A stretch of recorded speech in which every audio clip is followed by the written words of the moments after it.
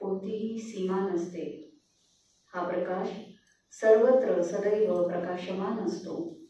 कारण ज्ञानाचा दीप जेव्हा प्रज्वलित होतो तेव्हा हा प्रकाश अज्ञानरूपी अंधकाराला दूर करतो. अशा या ज्ञानदीपाला नमस्कार असो. मान्यवरांचे धन्यवाद. कृपया आसनस्थ व्हावे.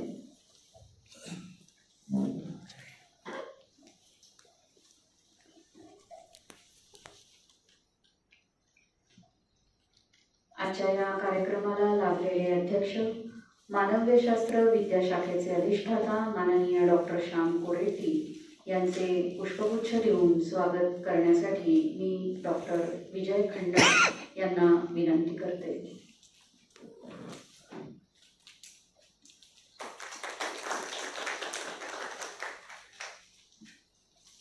आजच्या कार्यक्रमाला लाभलेले प्रमुख अतिथी माननीय श्री देवीदास घोडेस्वार यांचे स्वागत देखील डॉक्टर विजय खंडाळ करतील.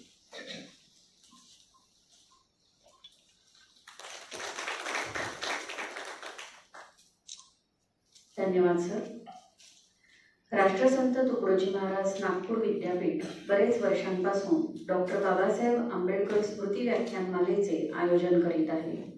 या व्याख्यानमालेच्या निधीसाठी विद्यापीठाची व्यवस्थापन परिषद समन्वयक म्हणून कार्य करते. संविधान आणि न्याय या विषयांवर प्रामुख्याने ही व्याख्यानमाला आधारित असते. माननीय कुलगुरूंनी निवड केलेल्या उत्तमोत्तम वक्त्यांनी आजपर्यंत या व्याख्यानमालेत आपली शब्दसेवा डॉक्टर बाबासाहेब आंबेडकरांना अर्पण केलेली आहे. प्रामुख्याने doctor Bhalgole, doctor Bhalchandra Mundlekar, doctor Sukhdev Thorat, doctor Vijay Khare, doctor Shailaja Menon, Shri उत्तम कांबळे, श्रीहरी अणे या अशा विद्वज्जनांनी ही व्याख्यानमाला लोकप्रिय केलेली आहे. 13 डिसेंबर 1946 रोजी संविधान सभेसमोर उद्देशिका मांडली गेली. ही उद्देशिका पंडित जवाहरलाल नेहरू यांनी लिहिली, जी नंतर संविधानाची उद्देशिका बनली. भारत राष्ट्र एक सार्वभौम, समाजवादी, धर्मनिरपेक्ष, लोकशाही जोपासणारे गणराज्य म्हणून ओळखले जावे. शिवाय नागरिकांसाठी न्याय, स्वातंत्र्य, समता आणि बंधुता या तत्वांचा समावेश असावा असा उद्देश त्यामागे होता. उद्देशिका भारतीय संविधानाचा एक महत्त्वाचा भाग आहे, जो संविधानाचा उद्देश आणि तत्वज्ञान स्पष्ट करतो. किंबहुना उद्देशिका ही राज्यघटनेची किल्ली म्हणूनच ओळखली जाते. आजच्या व्याख्यानमालेत आपल्याला जे प्रमुख अतिथी लाभले ते यावर आपल्याला उद्बोधित करणार आहेतच. तत्पूर्वी आज लाभलेल्या प्रमुख अतिथींची या सभागृहाला ओळख करून घेऊया. श्री देवीदास घोडेस्वार नागपुरातील डॉक्टर बाबासाहेब आंबेडकर व PWS महाविद्यालयातील माजी प्राध्यापक असून अनुवाद क्षेत्रात आपली भरीव कामगिरी आहे. What Congress and Gandhi have done to untouchables, the Buddha and his Dhamma, translation, compilation and editing, दलितांचा शिक्षण संघर्ष, doctor Ambedkar at the round table conference या 4 इंग्रजी पुस्तकांचा मराठीत अनुवाद केलेला असून administration of community based organization व भारत राष्ट्र वर्सेस हिंदू राष्ट्र हे ग्रंथ प्रकाशित आहेत. याशिवाय वंदना संघाचा धम्मघोष या मराठी मासिकाचे सर मुख्य संपादक आहेत. याशिवाय सोसायटी फॉर सस्टेनेबल डेव्हलपमेंटचे सर संचालक व अध्यक्ष आहेत.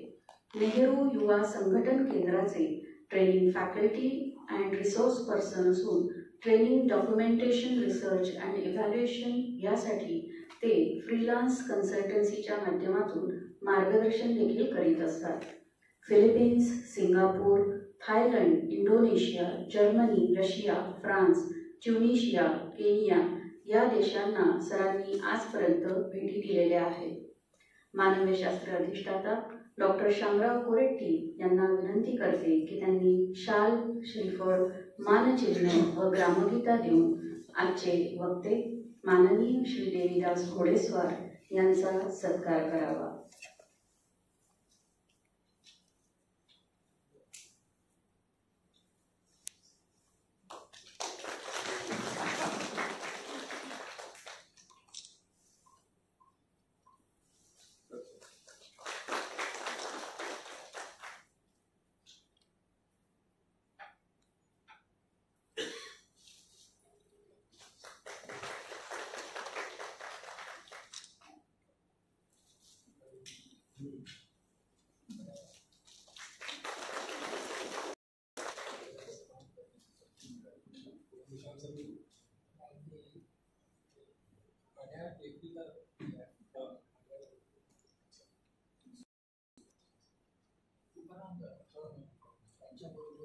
मान्यवरांचे धन्यवाद.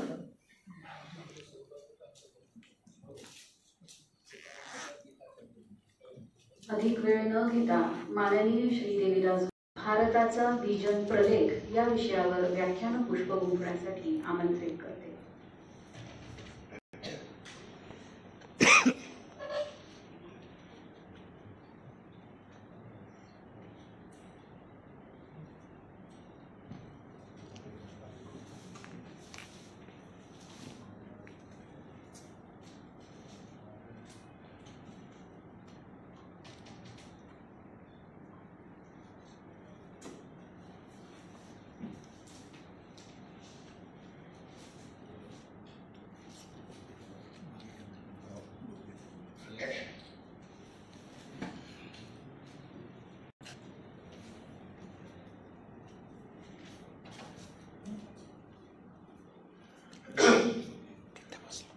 राष्ट्रसंत तुकडोजी महाराज नागपूर विद्यापीठ भारतरत्न डॉक्टर बाबासाहेब आंबेडकर स्मृती व्याख्यानमाला या निमित्ताने आज हे व्याख्यान आयोजित करण्यात आलेलं आहे.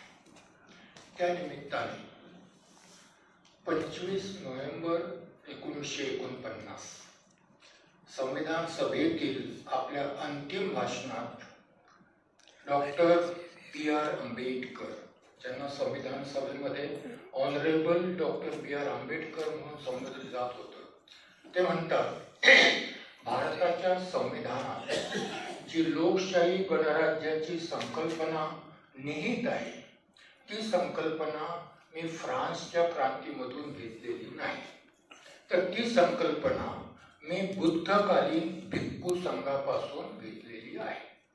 त्या माध्यमातून डॉक्टर आंबेडकर हे सांगू इच्छितात की जगामध्ये तथागत गौतम बुद्ध हे लोकशाही गणराज्याचे आद्य प्रवर्तक आहेत.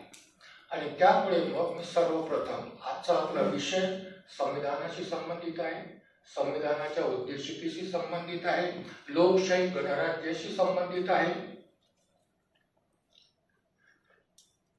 त्यामुळे सर्वप्रथम लोकशाही गणराज्याचे आद्य प्रवर्तक तथागत गौतम बुद्धांना मी वंदन करतो, ज्यांच्या स्मृतिप्रित्यर्थ ही व्याख्यानमाला आयोजित करण्यात आलेली आहे. ते भारतरत्न डॉक्टर बाबासाहेब आंबेडकर. डॉक्टर बाबासाहेब आंबेडकर संविधानाचे निर्माता. डॉक्टर बाबासाहेब आंबेडकर अशोक विजयादशमी 14 ऑक्टोबर 1956 याच नागपूर शहरामध्ये पवित्र दीक्षाभूमीवर अभूतपूर्व अहिंसक धम्मक्रांती घडवून आणणारे धम्मचक्र प्रवर्तक. जगात या डॉक्टर आंबेडकरांची ओळख आहे, त्यांना हार्ड कोर डेमोक्रॅट असंही म्हणतात. आणि मग अशा या डॉक्टर बाबासाहेब आंबेडकरांना मी विनम्र अभिवादन करतो. आजच्या प्रसंगी कार्यक्रमाचे अध्यक्ष प्राध्यापक डॉक्टर रामराव कोरेटी, अधिष्ठाता मानव विज्ञान विद्याशाखा, प्रमुख उपस्थिती डॉक्टर विजय खंडार, संचालक ज्ञान ज्योती केंद्र आणि आपण सर्व. 1928 साली सायमन कमिशन पुढे साक्ष देताना डॉक्टर आंबेडकर म्हणतात की मी प्रथम भारतीय आहे आणि अंतिमतःही भारतीय आहे. संविधानाविषयी संवाद साधताना, संविधानाविषयी बोलताना मलाही असं वाटतं की मी या मंचावरून सांगावं की मी प्रथम भारतीय आहे. या मंचावर सांगावं की मी प्रथम भारतीय आहे. भारतीय ही भारताच्या संविधानाने मला दिलेली ओळख आहे. भारताच्या संविधानाने मला भारतीय म्हणून ओळख दिली. मी भारताचा राष्ट्रीय आहे. माझी आयडेंटिटी इंडियन नॅशनॅलिटी आहे. या दृष्टिकोनातून आपण सर्व भारतीय आहोत. संविधानाने दिलेली आपल्याला ही ओळख आहे. त्या व्यतिरिक्त संविधानाच्या अनुच्छेद 15 मध्ये आपल्या काही आयडेंटिटीज मांडण्यात आलेल्या आहेत. उदाहरणार्थ धर्म, वंश, जात, लिंग आणि जन्मस्थान या आयडेंटिटीजही संविधानाच्या अनुच्छेद 15 मध्ये मांडण्यात आलेले आहेत.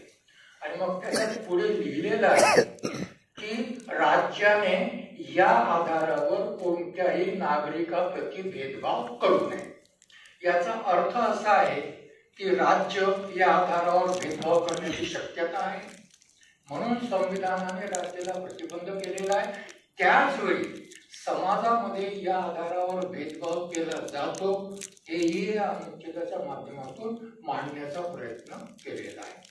जर भारताचं संविधान समजून घ्यायचं असेल, भारताच्या संविधानाची उद्देशिका समजून घ्यावयाची असेल, संविधानाला समर्पित असं भारतीयत्व, संविधानाला अभिप्रेत असं भारतीयत्व ही माझी पहिली ओळख आहे असं स्वीकारल्याशिवाय संविधान समजून घेता येत नाही. कारण धर्म, वंश, जात, लिंग, जन्मस्थान ही जर माझी पहिली ओळख आहे असं जर आपण मानलं तर या आयडेंटिटीज आपल्याला पूर्वग्रहाने बाधित करतात. हा पूर्वग्रह अनुकूल असू शकतो, हा पूर्वग्रह प्रतिकूलही असू शकतो, परंतु ऑब्जेक्टिव्हिटी नसते त्यामध्ये. ऑब्जेक्टिव्हली जर संविधान समजून घ्यायचं असेल तर मी प्रथम भारतीय आहे हे आपल्याला पहिल्यांदा स्वीकारावं लागेल. मला असं वाटतं की मी प्रथम भारतीय आहे. या अर्थाने संविधानाला अभिप्रेत अर्थाने आपण सर्वप्रथम भारतीय आहोत आणि त्यामुळे मग एक भारतीय या नात्याने मला संविधान आणि संविधानाच्या उद्देशिकेविषयी आपल्याशी संवाद साधताना सहज सोपं होईल. आपण सर्व मिळून संविधानाची उद्देशिका समजून घेण्याचे प्रयास आपण सर्व मिळून करूया. संविधानात उद्देशिका कशी आहे, अशीच उद्देशिका का आहे. 9 डिसेंबर 1946 ला संविधान सभा अस्तित्वात आली. संविधान सभेतही चर्चा झाल्या, परंतु संविधान सभेने ठामपणे सांगितलं की आम्ही सार्वभौमत्वाने घोषित करतो की आम्ही भारताची संविधान सभा आहोत. कारण इलेक्शन कसं झालं वगैरे वगैरे बऱ्याचशा गोष्टी होत्या, पण संविधान सभेने सांगितलं की आम्ही सार्वभौम आहोत आणि आम्ही भारताची संविधान सभा आहोत. काय अर्थ आहे याचा? भारताची संविधान सभा याचा अर्थ असा की भारतासाठी संविधान निर्माण करताना सर्व भारतीयांचं या संविधान सभेत प्रतिनिधित्व असावं अशा प्रकारचे प्रयास करण्यात आलेले होते. हे प्रतिनिधित्व फक्त भौगोलिक नव्हतं, तर त्या काळात 1946 मध्ये जेवढे राजकीय पक्ष होते त्या सर्व राजकीय पक्षांचे या संविधान सभेत प्रतिनिधित्व होतं. काँग्रेस होती, मुस्लिम लीग होती, समाजवादी होते, कम्युनिस्ट होते, हिंदू महासभा होती आणि डॉक्टर आंबेडकरांचा पक्ष एकटेच होते. डॉक्टर आंबेडकर पण होते त्या सभेमध्ये. अखिल भारतीय शेड्यूल कास्ट फेडरेशनही त्या सभेमध्ये होती. धर्माचा विचार केला, हिंदू धर्माचे लोक होते, मुसलमान धर्माचे लोक होते, ख्रिश्चन होते, सिख होते, जैन होते, पारसी पण त्या सभेमध्ये होते. जाती आधारित विचार केला, सवर्ण होते, शूद्र होते, अस्पृश्य होते, आदिवासी होते आणि महिला सुद्धा त्या सभेमध्ये होत्या. 15 महिला संविधान सभेच्या सदस्य होत्या. या सर्व अर्थाने जर पाहिलं तर संविधान सभा हे सर्व भारतीयाचं सर्व प्रकारचं प्रतिनिधित्व करणारी संविधान सभा होती आणि या संविधान सभेने संविधान निर्माण हे लक्षात घ्या. जसं सांगितलं की 9 डिसेंबर 1946 ला संविधान सभा अस्तित्वात आली. प्रस्तावित करताना सांगण्यात आलं 13 डिसेंबर 1946 ला पंडित जवाहरलाल नेहरू, काँग्रेस पक्ष सर्वात बहुमताचा पक्ष, त्यांना आमंत्रित करण्यात आलं अध्यक्षाच्या वतीने की यावं आणि संविधानाचे उद्दिष्ट आणि ध्येयाचा प्रस्ताव मांडावा की संविधान आम्हाला कोणत्या ध्येय आणि उद्दिष्टाने निर्माण करावयाचं आहे. ही गोष्ट लक्षात घ्या की संविधान निर्माण करताना संविधान सभेने पार्लमेंटरी सिस्टीम स्वीकारलेली होती. संविधानिक संसदीय पद्धती निर्माणाकरता स्वीकारलेली होती. याचा अर्थ असा होता की प्रत्येक प्रस्तावाचं 3दा वाचन होईल, तीनदा तो प्रस्ताव संसदेने स्वीकारला पाहिजे, संविधान सभेने स्वीकारला पाहिजे, तेव्हा तो प्रस्ताव अंतिम रूपात जाईल. संविधानही याच प्रक्रियेने निर्माण झालं आणि म्हणून मग संविधानाचं पहिलं वाचन 13 डिसेंबर 1946 ला आरंभ झालं. हे पहिलं संक्षेपाने जाईल कारण माझा विषय वेगळा आहे. पहिलं वाचन 13 डिसेंबर 1946 ला सुरू झालं नेहरूंच्या प्रस्तावाने. हे पहिलं वाचन 29 ऑगस्ट 1947 पर्यंत सुरू होतं. या काळात संविधानात काय हवं आहे विषयाची सूची बनवली गेली, समित्या नियुक्त करण्यात आल्या, समित्यांना सांगितलं आलं की तुम्ही रिपोर्ट बनवा, शिफारशी द्या की संविधानात काय समाविष्ट केलं जाईल. समित्यामध्ये काम झालं. डॉक्टर आंबेडकर 18 पैकी 13 समित्यांमध्ये होते. ग्रेटेस्ट कॉन्ट्रीब्युशन समित्यांमध्ये होते. समित्यांचे अहवाल आले, शिफारशी झाल्या आणि मग 29 ऑगस्टला संविधान सभेने ठरवलं की पूर्वतयारी झालेली आहे, या आधारावर संविधान मसुदा समितीची स्थापना करावी. संविधान मसुदा समिती स्थापन झाली. टास्क दिलं गेलं, ते समजून घ्या. कॉन्ट्रोवर्सीज आहेत, त्याची उत्तरं जर कुणाला हवी असतील तर संविधान सभा डिबेट्स मध्ये आहे, मी देऊ शकेन. टास्क देण्यात आलं की संविधान सभेने 29 ऑगस्ट 1947 पर्यंत जे काही निर्णय घेतले, ज्या काही शिफारसी स्वीकारल्या, त्या आधारावर प्लस संविधानात आणखीन काही हवं असेल तर ते जोडून संविधानाचा मसुदा तयार करावा. याकरता मसुदा समिती गठीत करण्यात आली. 30 ऑगस्ट 1947 ला मसुदा समितीने डॉक्टर आंबेडकरांना आपलं अध्यक्ष निवडलं. या सगळ्या गोष्टी तुम्हाला माहित आहेत. 30 ऑगस्ट 1947 पासून मसुदा निर्माणाची प्रक्रिया आरंभ झाली.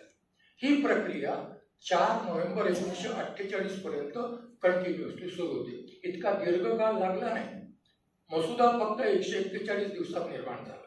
डॉक्टर आंबेडकरांचं संविधान सभेमध्ये 141 पासून मग बाकीचे 8 महिने लोकांच्या प्रतिक्रिया जाणून घेण्यासाठी मसुदा लोकांच्या अवलोकनार्थ ओपन होता आणि मग अशा पद्धतीने मसुदा तयार झाला. 4 नोव्हेंबर 1948 ला मसुदा समितीचे अध्यक्ष मसुदा प्रस्तुत करतात संविधान सभेत आणि संविधानाचं दुसरं वाचन सुरू होतं. सेकंड रीडिंग सुरू होतं. हे दुसरं वाचन 17 नोव्हेंबर 1949 पर्यंत चालतं. 17 नोव्हेंबर 1949 जेव्हा सेकंड वाचन पूर्ण होतं तेव्हा जवळपास प्रस्तावावरचं काम पूर्ण झालेलं असतं. बाकी तिसरं वाचन हे औपचारिकता शेष असते आणि मग औपचारिकता म्हणून तिसरं वाचन शेष होतं. संविधान पूर्ण झालं आणि म्हणून मग तिसरं वाचन आरंभ होते 17 नोव्हेंबर 1949 ला.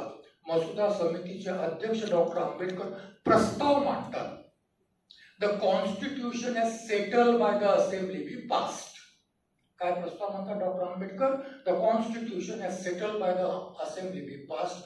आणि 17 नोव्हेंबर 1949 ते 26 नोव्हेंबर 1949 पर्यंत तिसरं वाचन औपचारिकता म्हणून सुरू असतं. भाषण करतात, संविधान असं आहे, चांगलं आहे, डॉक्टर आंबेडकरांनी लिहिलं, डॉक्टर आंबेडकरांनी एवढे परिश्रम केलेत वगैरे वगैरे सगळ्या गोष्टी सुरू असतात. 26 नोव्हेंबर 1949 संविधान सभेचे अध्यक्ष डॉक्टर राजेंद्र प्रसाद अध्यक्षीय भाषण करतात, समारोपाचं भाषण करतात आणि शेवटी म्हणतात आता एकच काम शेष राहिलेलं आहे की डॉक्टर आंबेडकरांनी मांडलेला प्रस्ताव संविधान सभेत मांडावा मताकरता. प्रस्ताव मांडला जातो, तोच प्रस्ताव आहे the constitution as settled by the assembly passed. प्रस्ताव पारित होतो, एक मताने पारित होतो, प्रचंड टाळ्या आणि हर्षध्वनी. आणि हे डॉक्टर आंबेडकरांचं सगळ्यात मोठं श्रेय मानलं जातं.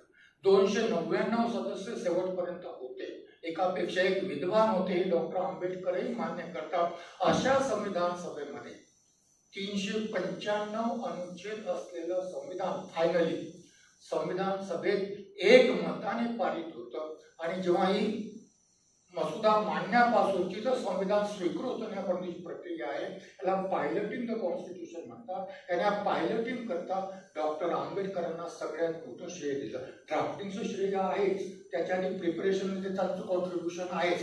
या सगळ्या कॉन्ट्रीब्युशन करता त्यांना श्रेय दिलं जातं आणि अशा पद्धतीने हे संविधान निर्माण झालं. संविधानाची एक साधी सोपी व्याख्या केली जाते, मी कॉम्प्लिकेशनमध्ये जाणार नाही.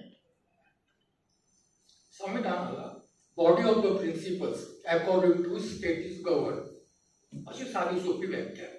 ज्या सिद्धांताच्या आधारावर एखाद्या राज्याचं शासन प्रशासन चालवलं जातं त्या सिद्धांताच्या बॉडीला समोरच्याला संविधान म्हटलं जातं. भारताचं संविधानही हे आहे.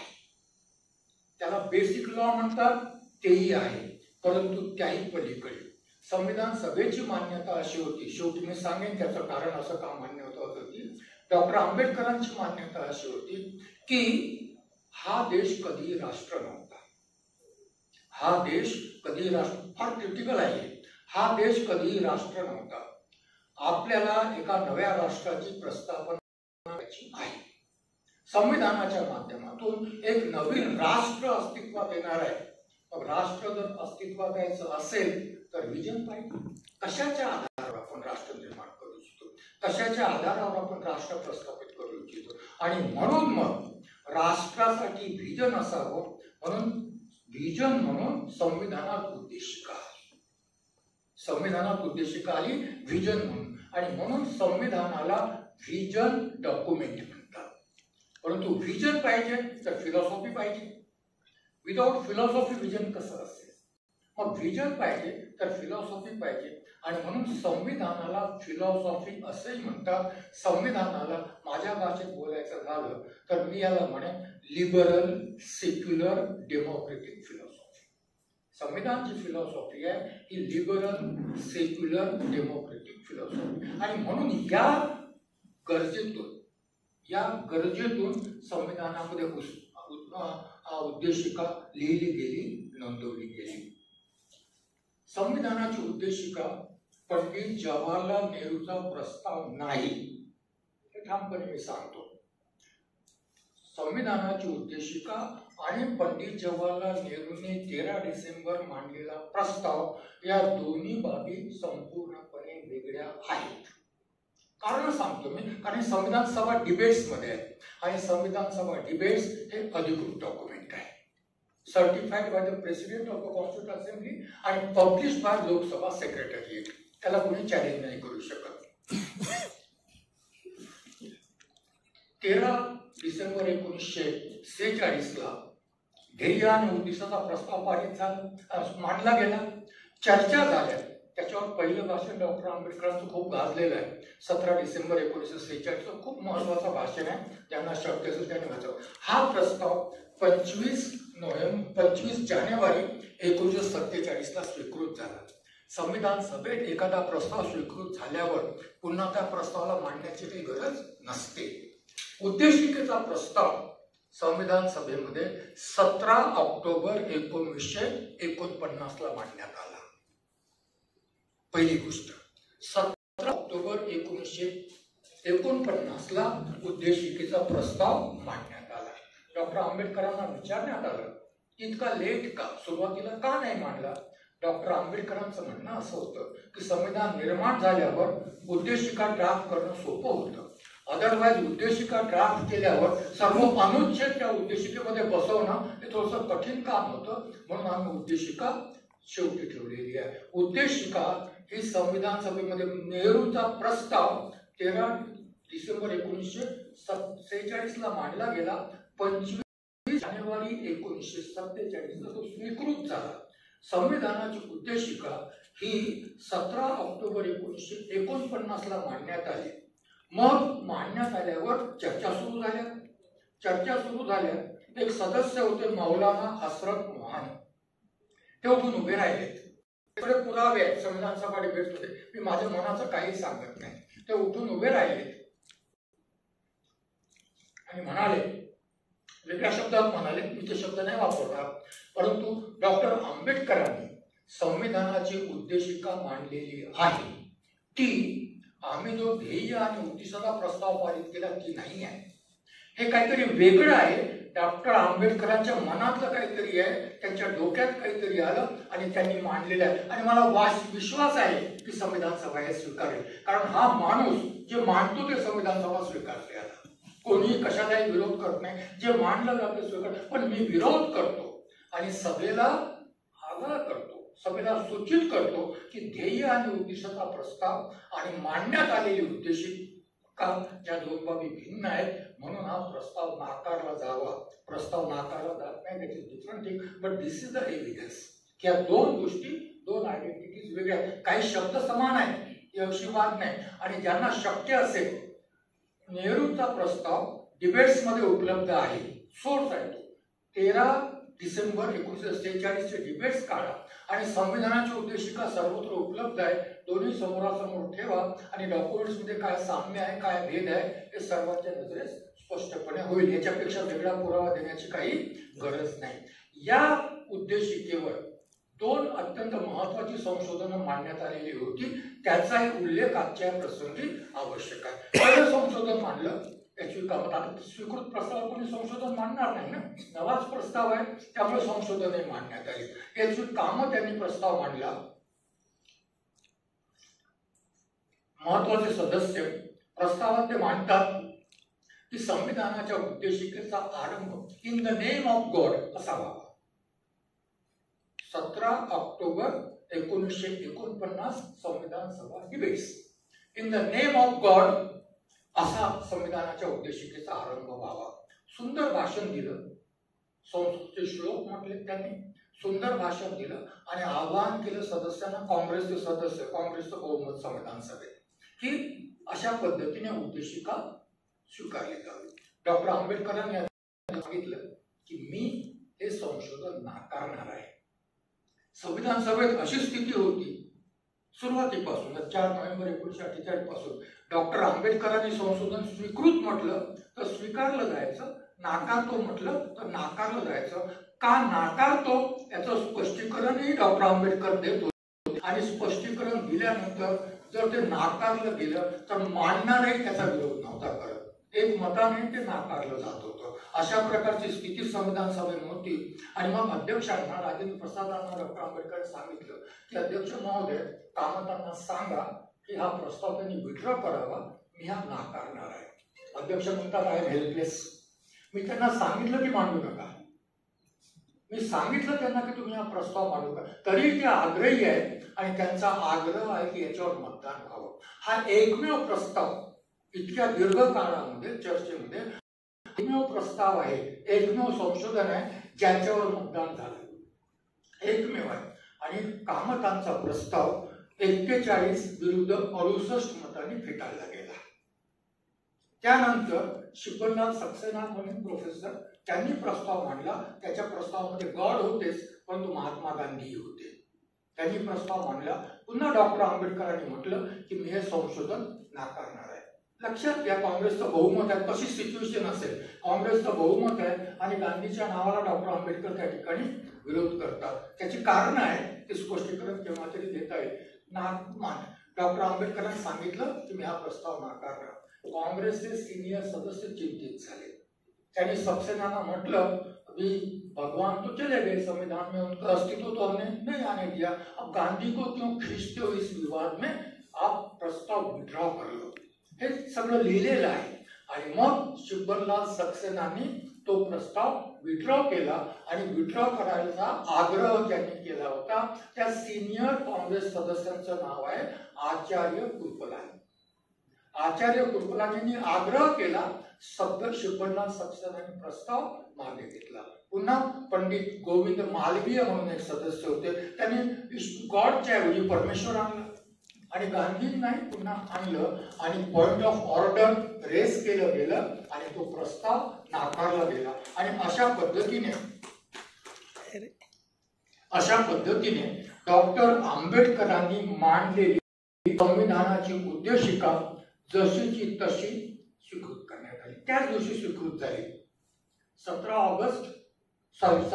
ऑक्टोबर 1949 ला मांडली गेली आणि सर्व चर्चा झाल्यानंतर त्याच दिवशी ही संविधानाची उद्देशिका मान्य झाली. मी पुन्हा एकदा विनंती करतो की कॉन्ट्रोवर्सी करायची गरज नाही, कारण डॉक्युमेंटरी एव्हिडन्सेस आहेत संविधान सभेमधले, एव्हिडन्सेस आहेत, ते एव्हिडन्सेस आपल्याला सहज पाहता येतील. उद्देशिका समोर ठेवा आणि प्रस्तावही समोर ठेवता येईल. The difference we can notice very easily, त्यामध्ये जाण्याची गरज नाही. आता आपण माझा जो विषय आहे संविधानाची उद्देशिका भारताचा अभिप्राय, त्याकडे आपण आता वळूया.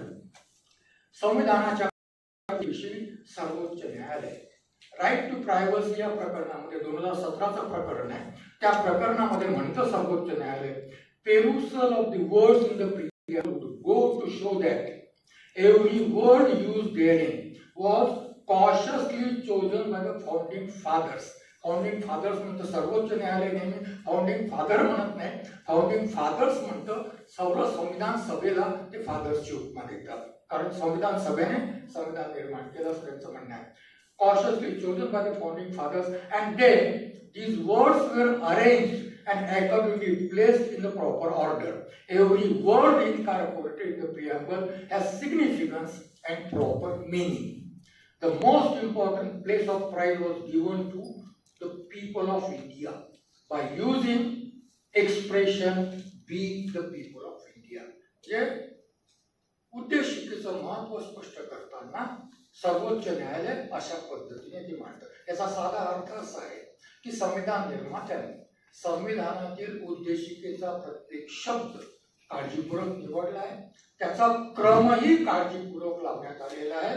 प्रत्येक शब्दाचं वेगळं महत्व आहे आणि प्रत्येक शब्दाला वेगळा अर्थ, तर काही बोलायची गरज नसते, वेगळ्या अर्थाने वापरलेला आहे. आणि या उद्देशिकेमध्ये लोक, बी द पीपल या शब्दांना सगळ्यात अधिक महत्व देण्यात आलेलं आहे. आणि म्हणून उद्देशिकेची सुरुवात "we the people of India" होते, संपूर्ण संविधानाची सुरुवात "we the people of India" या शब्दाने होते.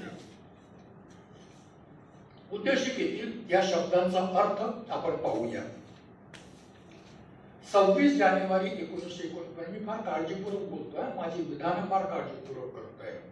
26 जानेवारी 1950 पूर्वी, संविधान अस्तित्वात येण्यापूर्वी या देशात लोक नव्हते. काय विधान आहे माझं? या देशात लोक नव्हते. प्राचीन काळापासून या देशात प्रजा होती. प्राचीन काळापासून या देशात 26 जानेवारी पर्यंत या देशात प्रजा होती. There is a difference between people and subject. People and subject. People याचा अर्थ असा, लोक याचा अर्थ असा सार्वभौम लोक. स्वयंशासित आणि स्वयंशासक त्याला लोक म्हणतात. लक्षात आलं का? स्वयंशासित आणि स्वयंशासक त्यांना लोक म्हणतात. प्रजा ही कोणातरी द्वारा शासित असते, रूल्ड बाय समबडी एल्स. प्रजेला सत्तेत भागीदारी नसते. जिथे लोक आहेत तिथे लोक सत्तेत भागीदार आहेत. आणि म्हणून हा डिफरन्स आहे. मग प्राचीन काळापासून पहा, राजे होते, महाराजे होते, सम्राट होते, मुसलमान आले, ख्रिश्चन आले, पण आपण सर्व प्रजा होतो. कोणाच्याही काळामध्ये, प्राचीन काळापासून, कधी बुद्धाच्या काळातले 1-2 त्याला आपण काय म्हणू की गणराज्य जर सोडली तर बाकी कुठेही प्रजा होती, लोक नव्हते. आणि म्हणून 1950 साली पहिल्यांदा संविधानाने या प्रजेला लोक बनवलं. पहिल्यांदा या संविधानाने प्रजेला लोक म्हणून घोषित केलं. कसे आहेत हे लोक? लोक आहेत, आम्ही लोक आहोत, आम्ही सत्तेचे स्रोत आहोत. सर्व पॉलिटिकल पॉवर आमच्यातून उगम पावते. आम्ही राजकीय सत्तेचे नियंत्रक आणि नियामक आहोत. कधीतरी आपल्या लोकांना जाऊन सांगावं लागेल की आम्ही लोक आहोत, प्रजा नाही आहोत. ज्या दिवशी लोकांना याची जाणीव होईल की आम्ही लोक आहोत, प्रजा नाही आहोत, त्या दिवशी भारत बदलेल. आम्ही प्रजा आहोत, आम्ही राजकीय सत्तेचे नियंत्रक आहोत, निमंत्रक आहोत. सार्वभौम असल्याने सर्व सत्ता आणि अधिकार लोकांचे. म्हणून तर किमान एक दिवस असा येतो की ज्यावेळी देशाचा प्रधानमंत्री पुन्हा प्रधानमंत्री व्हायचं असेल तर हात जोडतो. हे सार्वभौमत्वाचं लक्षण आहे आमचं. हे सार्वभौमत्वाचं लक्षण आहे. एक दिवस तर असा येतो की तो आमच्या पुढे हात जोडतो. देशातला सर्व सत्ताधीश जो असेल त्याला आमच्या पुढे हात जोडावा लागतो. आम्ही आमचे प्रतिनिधी निर्वाचित करतो, शासक नाही. केव्हा समजेल आम्हाला हे? आम्ही आमचे प्रतिनिधी निर्वाचित करतो, शासक निर्वाचित करत नाही. आणि मग प्रतिनिधी निर्वाचित केल्यानंतर संविधानाच्या चौकटीत त्याने शासन प्रशासन चालवावं याकरता आवश्यक तेवढे अधिकार आम्ही त्यांना डेलिगेट करतो, असं संविधान म्हणतं. सर्व नाही, आवश्यक तेवढे अधिकार आम्ही त्यांना डेलिगेट करतो. आणि मग हे प्रतिनिधी आमच्या प्रती उत्तरदायी आहे. आम्ही त्यांना प्रश्न विचारणार की संविधानानुसार ते चालतात की नाही, संविधान मानतात की मानत नाही. म्हणून आम्ही लोक सार्वभौम आहोत. त्यांना निराजनाचा अधिकार आहे, त्यांना प्रश्न विचारण्याचा अधिकार आहे, आणि नसेल योग्य तर पुढच्या वेळी त्याला नाकारण्याचा अधिकार आहे. आणि म्हणून मग लोकशाहीमध्ये जे सरकार आहे त्याला गव्हर्नमेंट ऑफ द पीपल म्हणतात, गव्हर्नमेंट बाय द पीपल म्हणतात, गव्हर्नमेंट फॉर द पीपल म्हणतात. आणि डॉक्टर आंबेडकर 25 नोव्हेंबरच्या भाषणात म्हणतात की कधी कधी सत्ता अशा प्रकारची होते की सत्ता for of the people by the people विसरते आणि केवळ फॉर द पीपल राहते. तरी या देशात लोकशाही असं मानलं जातं. ऑफ द पीपल नाही, of the people, by the people नाही, by the people, still it is for the people. मग लाडकी बहीण योजना फॉर द पीपलचं उदाहरण आहे. लाडकी बहीण योजना हक्क म्हणून नाही ना, सरकारची मेहरबानी आहे. मेहरबानी जिथे आहे तिथं केवळ फॉर द पीपल आहे, जे बाय द पीपल नाही आहे, आणि इथे ऑफ द पीपलही नाही आहे. तर अशा पद्धतीने हे आम्ही लोक आहोत. आमचे प्रतिनिधी आमच्या प्रती उत्तरदायित्व आहे याची जाणीव ज्या दिवशी होईल लोकांना, त्या दिवशी सत्ताधारी कमी भ्रष्ट होतील. ज्या देशामध्ये, लोकशाही देशामध्ये लोकांना याची जाणीव आहे त्या देशामध्ये सत्ता कमी भ्रष्ट आहे. सत्तेवर नियंत्रण ठेवणं लोकांचं कायद्याचं नाही, लोकांचं काम आहे. आणि मग ज्या देशामध्ये लोकांना याची जाणीव आहे त्या देशामध्ये लोक म्हणजे निर्वाचित प्रतिनिधी हे कमी करते. लोकांचा हा एक अर्थ झाला. लोकांचे आणखीन डायमेन्शन्स आहेत. लोक हे समानता आणि सर्वसमावेशकतेचं प्रतीक आहे. भारताचं संविधान भारतात जन्माला आलेल्या प्रत्येक व्यक्तीला लोक मानतं. भारतात जन्माला आलेल्या प्रत्येक व्यक्तीला लोक मानतं. याला आम्ही सर्वसमावेशकता म्हणतो. लोक ही संकल्पना धर्म, वंश, जात, लिंग, जन्मस्थान याच्या पलीकडे आहे. सर्वांना समान मानतं. कोणी असं म्हणतं का या देशामध्ये मी हिंदू लोक आहे, मी मुसलमान लोक आहे, मी स्त्री लोक आहे, मी पुरुष लोक आहे, असं कोणी म्हणतं का? वी द पीपल, आम्ही पीपल आहोत. जात, धर्म, वंश याच्या पलीकडे आहोत. मग लोक या शब्दाची वैशिष्ट्य कोणती? दोन. समानता आणि सर्वसमावेशकता अत्यंत महत्वाची वैशिष्ट्य. कोणालाही वगळत नाही, सर्वसमावेशकता अशी. आणि म्हणून लोक हे समानतेचं, सर्वसमावेशकतेचं प्रतीक आहे. आम्ही लोक आहोत, सार्वभौम लोक आहोत. कुठले? भारताचे लोक आहोत. इंग्लंडमध्ये आम्ही सार्वभौम आहोत का? दुसऱ्या देशात आम्ही सार्वभौम आहोत का? आमच्या देशात आहोत म्हणून आम्ही भारताचे लोक आहोत. शब्द आहे तिथे भारताचे, म्हणून आम्ही भारताचे. भारतामध्ये आम्ही सार्वभौम कारण आम्ही भारताचे लोक आहोत, भारताचे लोक आहोत. आणि आम्ही शब्द अत्यंत महत्वाचा शब्द. आम्ही म्हणजे काय? आम्ही म्हणजे फ्रॅटर्निटी, आम्ही म्हणजे ब्रदरहूड, आम्ही म्हणजे बंधुत्व. आम्ही भारताचे लोक परस्परांमध्ये बंधुत्वाच्या नात्याने बांधलेलो आहोत. लक्षात आलं आम्ही शब्दाचा अर्थ? आणि हा आम्ही शब्द भारताकरता वी अँड दे असा नाही. इथे दे कोणीच नाही आहे. भारताचा विचार केला हे लक्षात घ्या. भारताचा विचार केला इथे दे कोणीच नाही आहे. All are we. ते बाहेर आहेत भारताच्या. जे भारताच्या बाहेर आहेत ते आमच्याकरता दे आहे. भारतात जे आहे ते आम्ही सगळं वी आहोत. म्हणून इथे ते कोणीही नाही. आणि जेव्हा आम्ही भारताचे लोक हे तीन शब्द एकत्र येतात तेव्हा भारत राष्ट्र अस्तित्वात येते. राष्ट्र अस्तित्वात येण्याकरता काय पाहिजे? भूप्रदेश पाहिजे आहे. राष्ट्र अस्तित्वात येण्याकरता काय पाहिजे? लोक पाहिजे आहेत. राष्ट्र अस्तित्वात येण्याकरता काय पाहिजे? एक तर ते स्वयंशासित असले पाहिजेत किंवा स्वयंशासनाची साठी अपेक्षा असली पाहिजे, प्रयासरत असले पाहिजे. स्वयंशासित आहेत आणि बंधुत्वाच्या आणि समानतेच्या नात्याने परस्पर जुळलेले पाहिजे, ते लोक राष्ट्र होतात.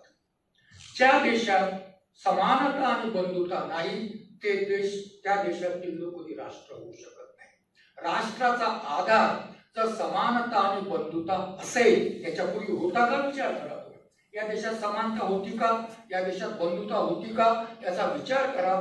संविधान अस्तित्वात आलं तेव्हाही नव्हती, आणि म्हणून संविधानाने राष्ट्र अस्तित्वात आणलं असताना संविधानाचा संकल्प आहे की राष्ट्र अस्तित्वात आलेलं आहे वी आर बीइंग, परंतु बिकमिंगची प्रक्रिया ही त्याच दिवसापासून आरंभ झालेली आहे। आम्हाला आमचं राष्ट्र समानता आणि बंधुता या तत्वांच्या आधारावर उभा राहायचं आहे। मग अशा प्रकारे फ्रॅटर्निटी जर असेल तर मग ते राष्ट्र होतं, आणि मग वी द पीपल नावाचा अर्थ भारत नावाचा देश वगैरे वगैरे, आणि म्हणून मग आम्ही राष्ट्र आहोत हे आहे, आम्ही भारताचे लोक या 3 शब्दाचा हा अर्थ आहे। इथपर्यंत आम्ही पोहोचतो।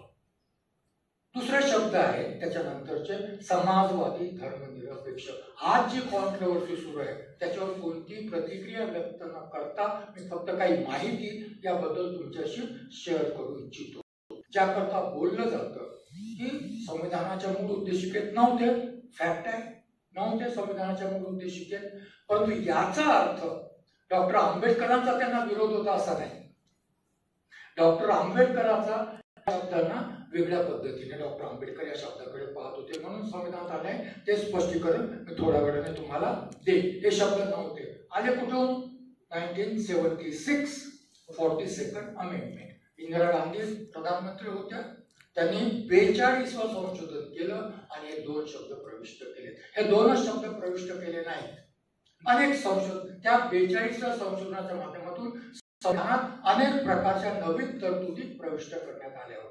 उद्देशिकेचा विचार केला तर आणखी एक शब्द उद्देशिकेत नव्याने आलेला आहे या संशोधनाच्या माध्यमातून, तो शब्द शेवटी आहे आणि इंटिग्रिटी आणि राष्ट्राची एकात्मता। हाही शब्द 42व्या संशोधनाचा आहे, त्याच्याविषयी कोणी बोलत नाही। कशाविषयी बोललं जातं? समाजवादी धर्मनिरपेक्ष, परंतु संविधानाच्या उद्देशिकेमध्ये हाही शब्द आहे आणि राष्ट्राची एकात्मता, तोही या संशोधनामुळे आलेला आहे, याविषयी कोणी बोलत नाही। संविधानाची कॉपी असेल त्याच्यावर लिहिलेलं आहे, खाली टीप दिलेली आहे, त्यामध्ये वाचा, तर हाही शब्द 42व्या संशोधनाने आलेला आहे असं तुम्हाला दिसेल। एक फॅक्ट आणखी, 77ला आणीबाणी समाप्त झाली, निवडणूक झाली पार्लमेंटची, मोरारजी देसाईच्या नेतृत्वात जनता पक्षाचं सरकार आलं।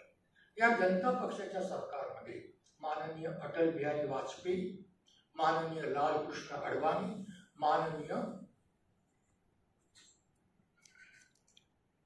नानाजी देशमुख महत्वाचे 3 मंत्री त्या सरकारमध्ये होते। या सरकारने 1948 साली या पक्षाने अनुच्छेद 42ने संविधानात ज्या काही दुरुस्त्या केलेल्या होत्या त्या नलिफाय करण्याकरता 44वं संशोधन आणलं, 44,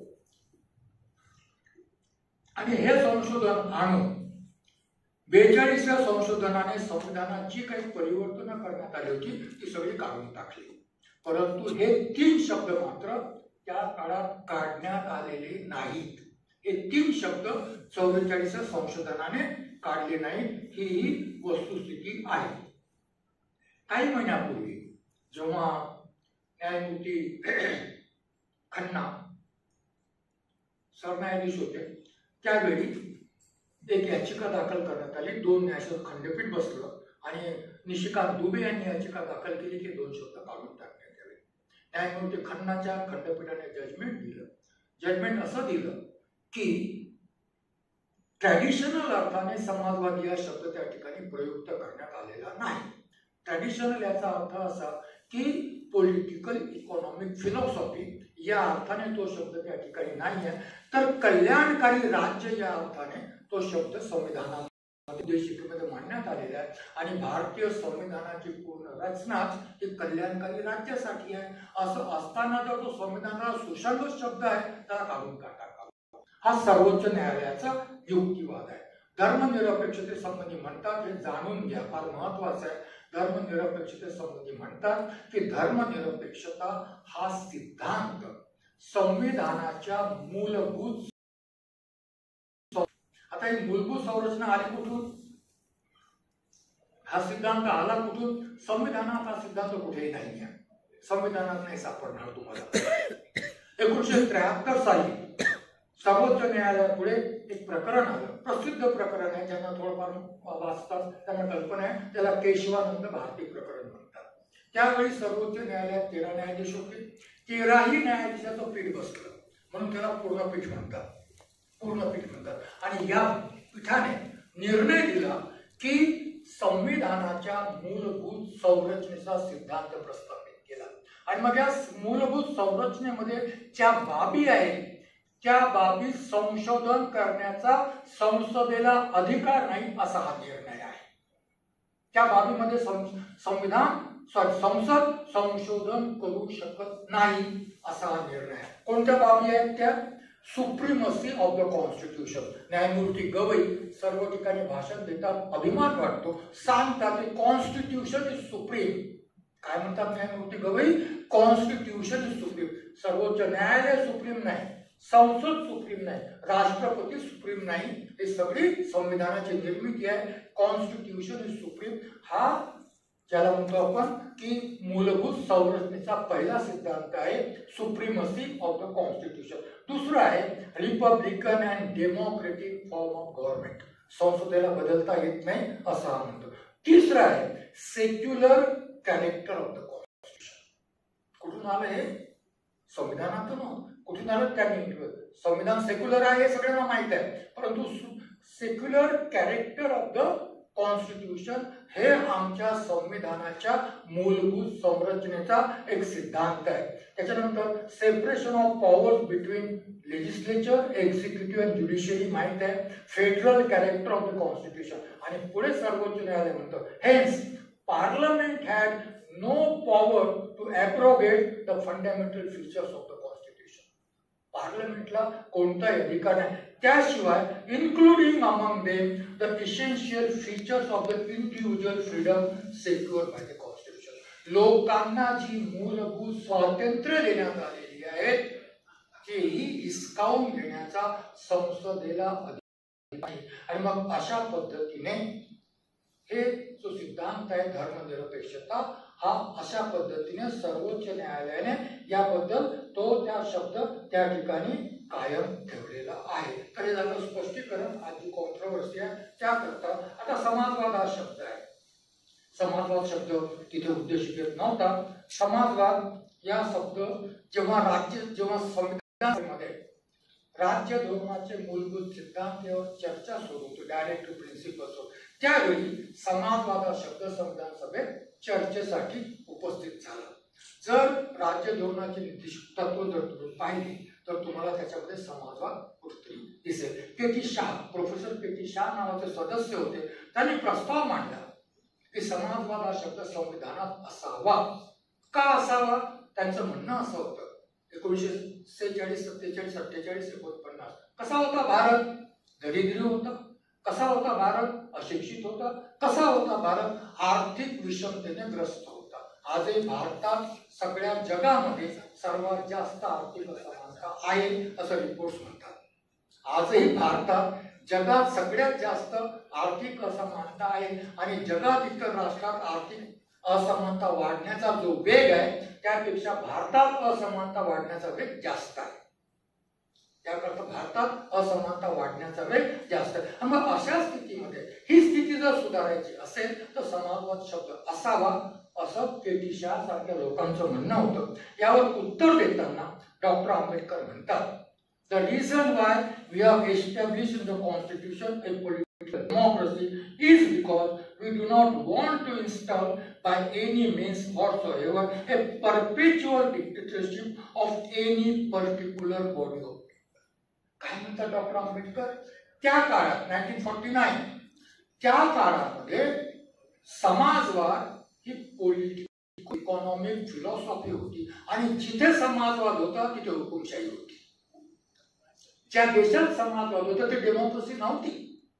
डॉक्टर आंबेडकर हार्डकोर डेमोक्रॅट म्हणतो आणि ते म्हणतात की संविधानात समाजासारखा शब्द उपस्थित करून एका विशिष्ट विचाराच्या लोकांनी सतत सत्तेत राहावं त्यांचा मार्ग मी प्रशस्त करू इच्छित नाही, म्हणून मला शब्द संविधानामध्ये नको आहे. कारण त्यावेळी धारणा अशोक आंबेडकरांची चूक असेल बरोबर असेल त्याच्यावर विवाद करता येईल, परंतु त्यावेळी समाजवाद हा शब्द अंतिमतः हुकुमशाहीकडे नेतो.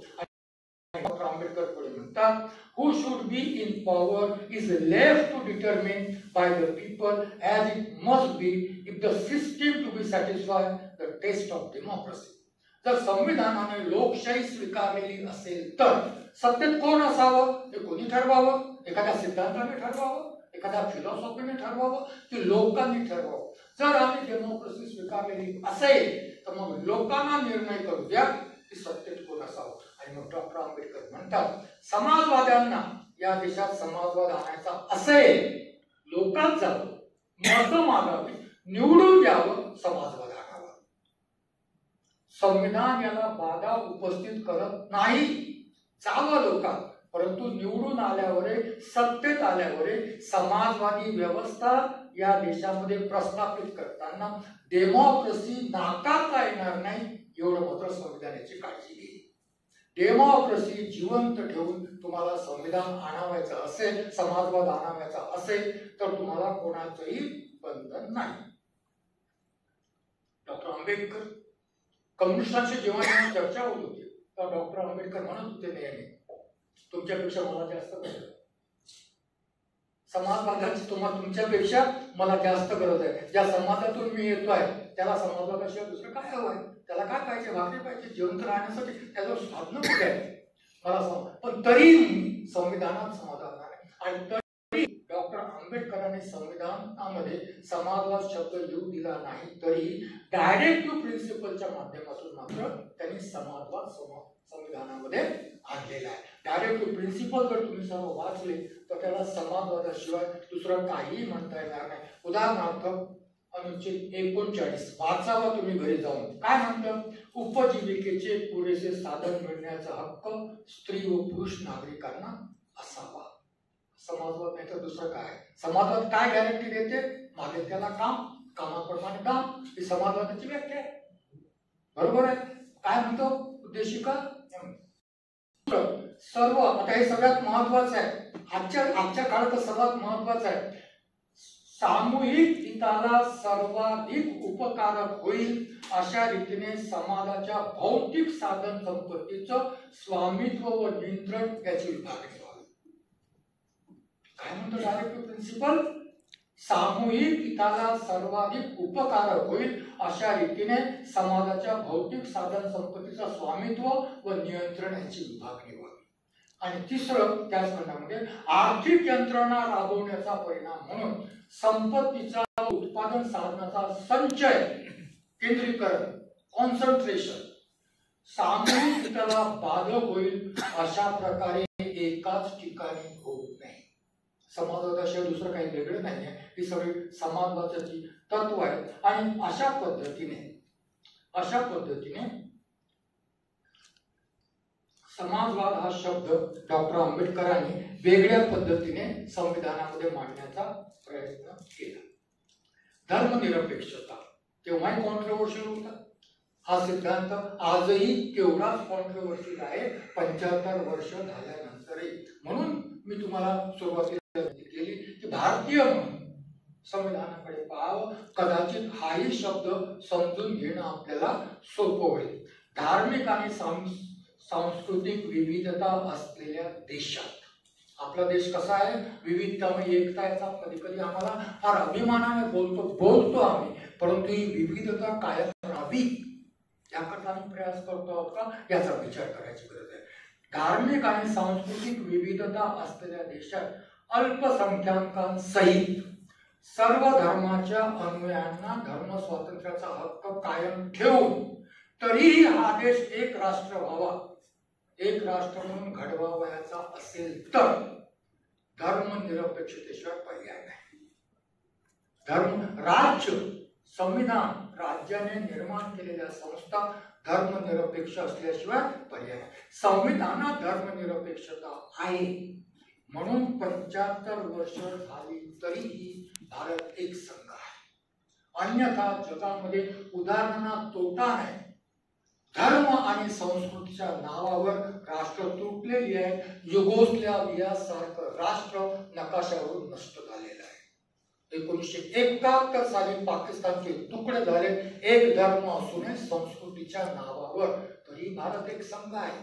याला कारण भारताचं संविधान सेक्युलर आहे, भारताचं राज्य सेक्युलर आहे. त्याच वेळी प्रत्येक धर्माला धर्म स्वातंत्र्याचा अधिकार आहे. म्हणून आपलं संविधान हे राष्ट्राच्या एकासाठी आवश्यक. संविधान धर्मनिरपेक्ष आहे. संविधानाने स्थापित लोकशाही धर्मनिरपेक्ष आहे. संविधानाने निर्मित केलेल्या विधायिका, कार्यपालिका, न्यायपालिका आणि कायद्याने स्थापित सर्व संस्था धर्मनिरपेक्ष आहेत. आणि म्हणूनच धर्मनिरपेक्षतेला संविधानाच्या मूलभूत संरचनेचा भाग असं म्हणतात.